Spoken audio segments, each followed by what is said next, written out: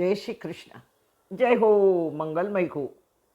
જે અવગુણો આપણામાં છે તે આપણે જ બહાર કાઢવાના છે. બીજા શું કાઢી શકે? તાવ માપવા થર્મોમીટર જોઈએ, જે કે તાવ માપી શકે. પણ થર્મોમીટર તાવ ભરેલું હોય તો તેના માપવામાં જબરદસ્ત ભૂલ થાય. તેમ અહીં તમામ માનવો તાવથી ભરેલા છે. આપણું દુઃખ કે આપણી કમી કે દુઃખ કે પ્રોબ્લેમ જો આપણે કહેવા જઈએ પોતાના સમજીને, તો એ વ્યક્તિ આપણને સાંભળ્યા વગર પોતાનું જ રોદણું રોવા માંડી જાય, પોતાનું જ રોણું ચાલુ કરી દે કે તમને શું છે, મને આમ છે ને મને તેમ છે ને મારે આ દુઃખ છે ને મારે તે. આપણું સાંભળવા તૈયાર જ નથી કોઈ. તેથી બધા જ થર્મોમીટરો તાવથી ભરેલા છે. ઉલટો આપણો તાવ વધારી દે. માટે ક્યાંય દિલની વાતો કરવી નહીં, કોઈ સિક્રેટ વાત કોઈને કહેવી નહીં. અને જેને આપણે કહેશું ને તો સદાય એના હાથ નીચે આપણે રહેવું પડશે. સદાય આપણને એ જ ટેન્શન રહેશે કે આ વ્યક્તિ કોઈને કહી તો નહીં દે ને, આ વ્યક્તિ મારી વાત કોઈ પાસે પેપર ફોડશે તો નહીં ને. અને પછી એની વાતો આપણે બધી માન્ય કરવી પડશે. આ એક વાત એને ગુપ્ત કહી એમાં આપણે બધી રીતે એનાથી હારી થાકીને એના અંડરમાં આવી જવું પડશે. માટે કોઈને પણ પોતાની દિલની વાત નહીં કરવી. પ્રભુ રામે રાવણને માર્યો. રાવણે મરતા મરતા એક સંદેશો દીધો કે પોતાના દિલની ગુપ્ત વાત કોઈને પણ કહેશો નહીં. મેં બહુ ભયંકર ભૂલ કરી છે. મારા ભાઈ વિભીષણને મારી ગુપ્ત વાત મેં કહી દીધી હતી કે હું સદાય અમર જ રહેવાનો છું, મારું કદી મૃત્યુ નહીં થાય, અશક્ય જ છે મૃત્યુ મારું.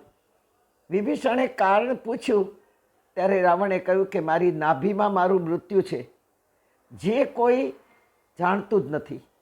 એ વાત વિભીષણે રાવણ સાથે રામ લડતા જ્યારે રાવણને મારવા નજીક આવી રહ્યા છે ત્યારે રાવણે આ જગતને સંદેશો આપ્યો કે મેં આ ગુપ્ત વાત મારા ભાઈને કીધી હતી. ત્યાં સુધીમાં ભગવાન રામનું બાણ છૂટી ચૂક્યું હતું અને નાભીને ટચ કરવા આવી રહ્યું હતું. રાવણ કહી રહ્યો છે, નાભીને ટચ થઈ રહ્યું છે, અને રાવણ સમજી ગયો છે કે બસ હવે મારું મૃત્યુ નજીક આવી જ ગયું છે, કે મેં આ ક્યાં ભૂલ કરી કે મેં મારા ભાઈ વિભીષણને કહ્યું કે મારું મૃત્યુ નથી. પણ વિભીષણે જ્યારે આગ્રહ કર્યો કે આપ શા માટે એવું કહી રહ્યા છો કે આપનું મૃત્યુ કેમ નથી, એમ જરા કહો, ત્યારે મેં વિભીષણને કહ્યું કે મારી નાભીમાં મારું મૃત્યુ છે. અને વિભીષણને ઓચિંતાનું યાદ આવ્યું કે પ્રભુ રામના બાણો આટલા વાગ્યા છતાં પણ રાવણ મરતો કેમ નથી. અને ત્યારે એને યાદ આવ્યું કે મરે ક્યાંથી, એની નાભીમાં મૃત્યુ છે. વિભીષણે પ્રભુ રામને ઈશારો કર્યો કે નાભીમાં મારો, કારણ કે અહીંયા એનું મૃત્યુ છે. અને પ્રભુ રામે રાવણની ડૂટીમાં નાભીમાં તીર માર્યું અને રાવણે મરતા મરતા એટલું જ કહ્યું કે આપણી ગુપ્ત વાતો કોઈને કહેવી નહીં. મને રામે નથી માર્યો, મને મારા ભાઈએ જ માર્યો છે. પોતાના સમય આવે વેરી બની જતા હોય છે આજે પણ. માટે ગમે તેવા સંબંધો હોય, સગપણો હોય, કોઈની નજીક નહીં જવું કે થૂક ઉડે, કોઈની નજીક બેસવું નહીં કે એની લાત વાગી. બેસીએ જોઈ ઉઠાડે ન કોઈ. ક્યારેક કોઈ બદલી જાય કાંઈ કહેવાય નહીં. મારા ગણતા હોઈએ તે જ માર મારતા હોય છે. માનવનો સ્વભાવ જ આવો છે, બાળવાનો છે. પણ છતાંય માનવનો સ્વભાવ વળગવાનો પણ છે. જેવો કદી મારા બનવાના નથી તેને જ આપણે વળગતા હોઈએ છીએ, ખબર નહીં કેમ. અને જે મારો થઈને જીવનના અંત સમય સુધી મને વળગીને રહ્યો છે એને આપણે નજરઅંદાજ કરીએ છીએ.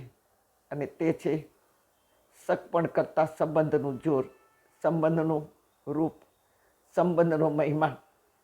દ્રૌપદીને બચાવવા સગો ભાઈ ન ગયો, પણ મનનો માનેલો ભાઈ શ્રી કૃષ્ણ હાજર થયો. તેથી કદી કોઈની નજીક ન જવું. પછી સંબંધ હોય, સગપણ હોય, વ્યવહાર હોય, અંતરની વાતો હોય, કોઈ સલાહ હોય, સૂચન હોય, કોઈની નજીક જઈને પૂછવું નહીં.